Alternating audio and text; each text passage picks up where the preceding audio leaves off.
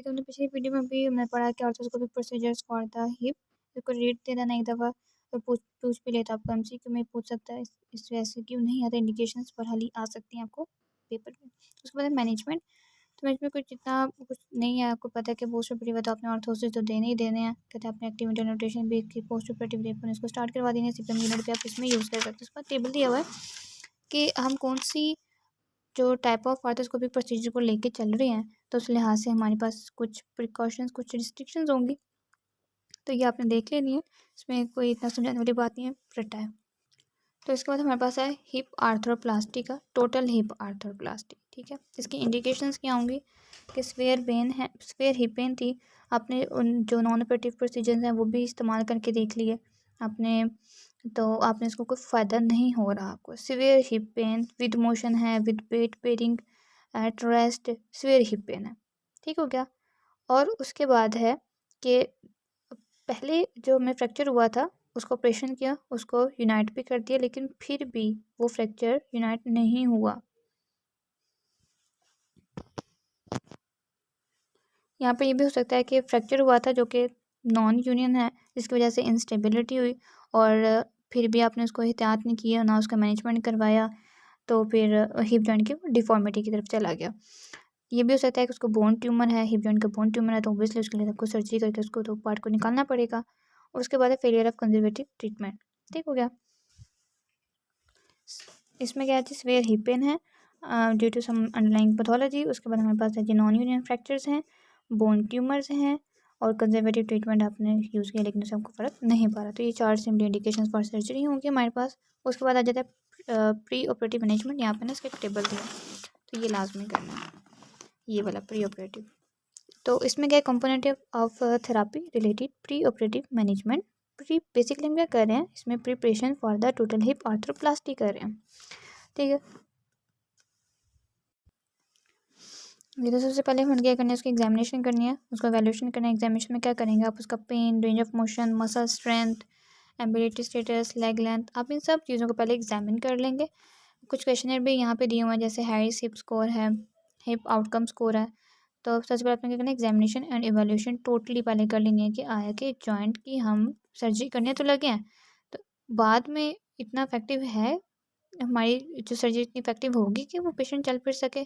सब चीज़ों को पहले इवैल्यूएट कर लेना, एग्जामिनेशन कर लेनी है। ठीक है, तो वो सेकंड आती है कि अपने जो पेशेंट है उसकी फैमिली मेम्बर्स हैं, आपने सबको प्रोसीजर के बारे में बता देना होता है कि हम ये प्रोसीजर ही इस्तेमाल करेंगे। ठीक है, तो ऑपरेशन के जो है बाद ये चीज़ें हो सकती हैं इसके साथ। तो इसके जो वेट बेरिंग, ये इतने महीने तक वेट बेर कर जाएगा, इतने दिनों तक वेट बेरिंग की तरफ ही आ जाएगा वापस। यहाँ पे उसके बाद हमने क्या करना होता है कि जो पोस्ट ऑपरेटिव जो प्रिकॉशंस होती हैं ना सारी, वो पहले इसको बता देनी होती हैं कि अपने ऑपरेशन के बाद ये काम नहीं करने, ये चीज़ें नहीं करनी आपने। ठीक है, उसके बाद functional training for early post operative days, उसको ना पहले मतलब पेशेंट को पहले से थोड़ा सिखा देते हैं। अपने पाक से में तो मेरे नहीं ख्याल कुछ इस तरह से होता है, लेकिन वो पोस्ट ऑपरेटिव ऑपरेशन से पहले ही, प्री ऑपरेटिव ऑपरेशन से पहले ही उसको बता देते हैं कि आपने फ़ौरन ऑपरेशन के बाद आपका रिहैबिलिटेशन एक्सरसाइज जो प्रोग्राम है स्टार्ट हो जाएगा। तो आपने अर्ली फेजेस में आपने कौन सी एक्सरसाइज किस तरह से परफॉर्म करनी है उसको पहले ही वो सिखा दी जाती हैं, ताकि ऑपरेशन के बाद जब इफेक्टिव लेग को उस तरह से मूव करेगा तो उसको पता होगा कि मैंने क्या कर परफॉर्म कर रहा हूँ। ठीक है, उसके बाद क्या होगा कि criteria for discharge from the hospital, ये पहले डिसाइड कर लेते हैं कि हमने कब पेशेंट को डिस्चार्ज करना है फ्रॉम द हॉस्पिटल। ठीक है, हमारे पास ये 6 हैं हमारे पास ये पॉइंट। सबसे पहले तुम एग्जामिनेशन कर लिया, उसके बाद आपने उसको पेशेंट को उसके फैमिली को अपनी इन्फॉर्मेशन साइड दे दी। उसके बाद जो पोस्ट ऑपरेटिव प्रिकॉशंस थी वो बता दी, अर्ली जो पोस्ट ऑपरेटिव एक्सरसाइजेस थी प्रिकॉशन बता दी, एक्सरसाइज भी बता दी। और उसके बाद हमने जो है उसकी functional training, bed mobility, transfer, ये सब कुछ आपने पहले सिखा देना होता है। फिर क्राइटेरिया फॉर द डिस्चार्ज कि अपने कब उसको डिस्चार्ज कर देना है हॉस्पिटल से। उसके बाद contraindication of the hip joint, ये दोनों टॉपिक आपके एससीक्यू के लिए बहुत इंपॉर्टेंट है। कंट्राइंडिकेशंस क्या होंगी, एब्सोल्यूट एब्सोल्यूट होता है कि that are specific to that area. Relative होगा कि पेशेंट के बॉडी में ही कुछ और मसले मसाइल हैं तो आपने तब नहीं करनी। एब्सोल्यूट होगा कि स्पेसिफिक टू दैट जॉइंट, आपके पास ये कंडीशंस हैं तो आपने ऑर्थोप्लास्टी नहीं परफॉर्म करनी। इसमें क्या होगा आपको कोई इन्फेक्शन हो सकता है, क्यू जॉइंट इन्फेक्शन है, या तो क्रोनिक ऑस्टियोमाइलाइटिस जैसे बोन इन्फेक्शन है, सिस्टेमिक इन्फेक्शन है, ठीक है। इन्फेक्शन किसी भी तरह का आपने नहीं परफॉर्म करनी। और एक तो ये कि पेशेंट को पहले ही बोन ट्यूमर था, बोन ट्यूमर की वजह से उसका सिग्निफिकेंट पार्ट पहले ही हमने रिमूव कर दिया हुआ है। अब उसमें दोबारा सर्जरी परफॉर्म करने लगे हैं उस जॉइंट को रिप्लेस करने के लिए, तो फिर वो कॉन्ट्राइंडिकेटेड में आता है। तो उसके बाद आता है हमारे पास न्यूरोपैथिक हिप जॉइंट, जैसे डायबिटीज़ के पेशेंट में जैसे न्यूरोपैथीज होती है, पेरिफेरल न्यूरोपैथी जिन भी कंडीशंस में होती है, तो अगर वो हिप जॉइंट को इन्वॉल्व करे तो आपने परफॉर्म नहीं करनी। उसके बाद स्फीयर मसल प्रेसेस ज़्यादा मसल सराउंडिंग द जॉइंट, के जॉइंट के इर्द गिर्द मसल्स की इतनी कैपेबिलिटी ही नहीं है, कमी श्योरिटी ही नहीं है कि ऑपरेशन के बाद भी उसके मसल्स काम करेंगे या नहीं करेंगे। तो स्फीयर पैरालिसिस है, तो आपने उस कंडीशन में भी आपने जॉइंट आर्थोप्लास्टी परफॉर्म नहीं करनी। जैसे स्ट्रोक का पेशेंट है तो उसमें आप आर्थोप्लास्टी का तो कोई फ़ायदा नहीं होगा उसमें, ठीक है।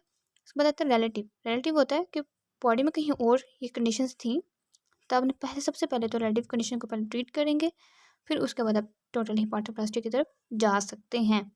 पहले ये हो सकता है कि लोकलाइज्ड इन्फेक्शन था, कि आपका जो हिप जॉइंट वाला रीजन है वहाँ पे इन्फेक्शन है, या फिर जो ग्राइन रीजन है वहाँ पे किसी स्ट्रक्चर का इन्फेक्शन है, जैसे ब्लैडर और स्किन का इन्फेक्शन है, तो आपने परफॉर्म नहीं करना, ठीक है। उसके बाद आई थी ग्लूटियस मीडियस मसल। मेनली आप देख रहे हैं यहाँ पे ग्लूटियस मीडियस मसल हम पीछे पड़ के देख करते, तो ये फंक्शन नहीं करता, इंटेलिजेंट गेट पेशेंट की प्रेजेंटेशन होती है, तो ये एमसीक्यू में मैथ है, intelligent gait due to this muscle, okay. इसमें क्या है कि आपने insufficient functioning of the gluteus medius muscle, क्योंकि फंक्शनिंग ही इतनी नहीं है कि वो स्टैंड ही नहीं, पेशेंट खड़ा ही नहीं हो सकता, तो आपने परफॉर्म नहीं करनी।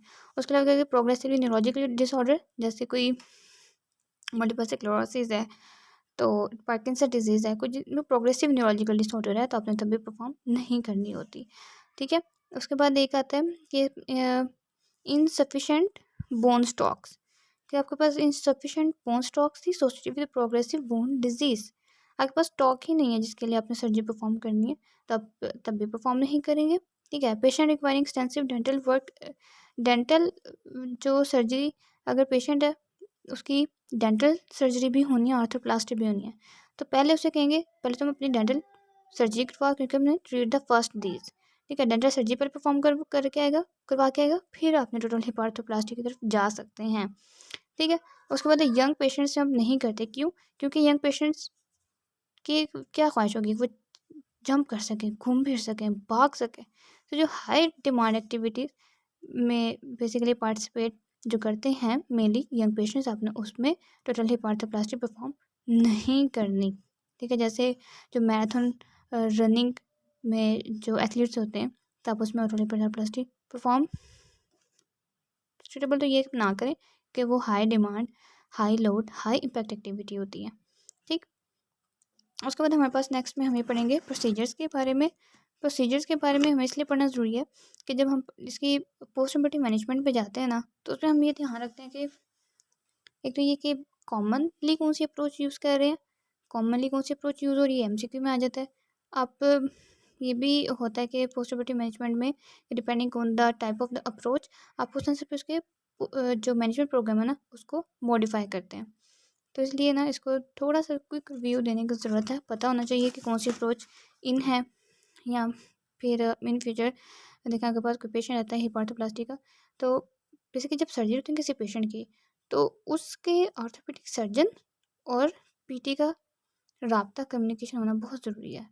अब जब पीटी के पास आता है तो पीटी के माइंड में ये होता है कि कौन सी अप्रोच यूज़ की गई है, ड्यूरिंग ऑपरेशन कौन सी रेंज ऑर्थोपेडिक सर्जन ने गेन की थी, क्योंकि आपने जो इंट्राऑपरेटिव जो रेंज गेन करते हैं ना, आपने उससे सक्सीड नहीं करना होता, अपने उसी रेंज को आपने गेन करना होता है in the post operative rehabilitation, ठीक है।